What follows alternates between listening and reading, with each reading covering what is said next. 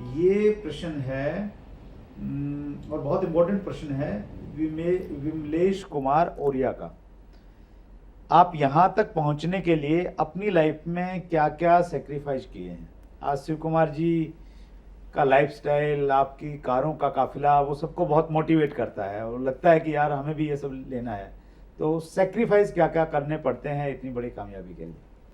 Sir बहुत अच्छा question है विमलेश जी का और आपका। अगर लाइफ में देखा जाए तो मेरा लाइफ तो टोटल सेक्रीफाई है सर।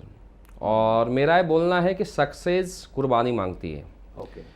सबसे पहले मैं स्टार्टिंग में ही बताया था कि आर्मी के जॉब को करते हुए बिजनेस करना कोई आसान काम नहीं था। सर हमारे लाइफ में ऐसा हुआ है कि जब मैं इस इंडस्ट्रीज में आया तो एक तरफ जॉब था, मैं यंग स्टार था उस समय, बिल्कुल यंग था, अभी भी यंग हूँ लेकिन पहले और यंग था। बिल्कुल तो यंग है आप, कोई डाउट नहीं इसमें। मैं सर एक साल घर नहीं गया हूँ। कभी तो ऐसे हुआ है कि मैं मतलब 16-17 महीने में घर नहीं गया हूँ। घर के बाहर से निकलता था, घर जाने का मेरा बहुत मन करता था लेकिन मैं घर नहीं जाता था, क्योंकि मुझे पता है कि लाइफ में सक्सेस होने के लिए सेक्रीफाइस तो करना पड़ेगा। इवन हमने ऐसे भी दिन देखे हैं कि जब बहुत ज़्यादा लोड होता था तो मैं सेना का ट्रेनिंग पूरा यहाँ पर यूज किया हूँ सर। सेना के अंदर जो डिसिप्लिन, सेक्रीफाइस सब कुछ सिखाया गया, मैं 3-3 रात भी बिना सोए काम किया हूँ। मैं 30-30 दिन में 25-25 दिन बताया था कि बिना खाना खाए भी काम किया हूँ नाइट में। एक बहुत इम्पोर्टेंट बात मैं पूछना चाहता हूँ शिव कुमार जी, जब हम लोग इतनी मेहनत करते हैं, जब आपने इतनी मेहनत किया, उस समय परिणाम भी वैसे नहीं होंगे जैसे आपने चाहे होंगे, तो कैसे अपने आप को मोटिवेट रखते थे?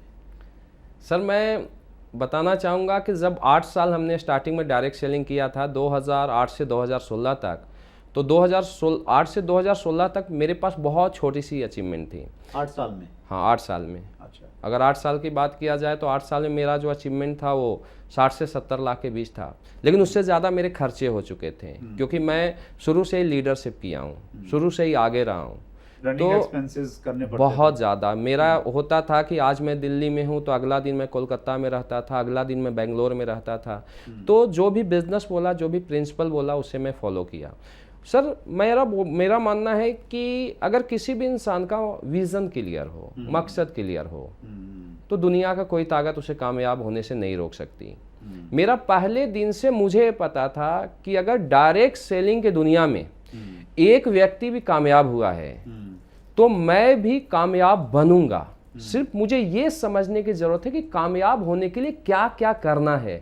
मेरा मकसद सर पहले दिन से क्लियर था और आज मैं बताना चाहता हूं कि डायरेक्ट सेलिंग में मैं आया था तो शुरू के 1 साल में ही मैं सोच लिया था कि अगर कोई भी लीडर डायरेक्ट सेलिंग महीने का मोर देन 1 CR ले रहा है तो मैं भी 1 CR से ऊपर जाऊंगा, मैं अपने लोगों को भी उस रैंक पर ले जाऊंगा। तो डायरेक्ट सेलिंग मेरा मकसद सर क्लियर था, मेरा विजन क्लियर था, और जो विजन क्लियर होता है सर तो 90% काम वहीं पर हो जाता है।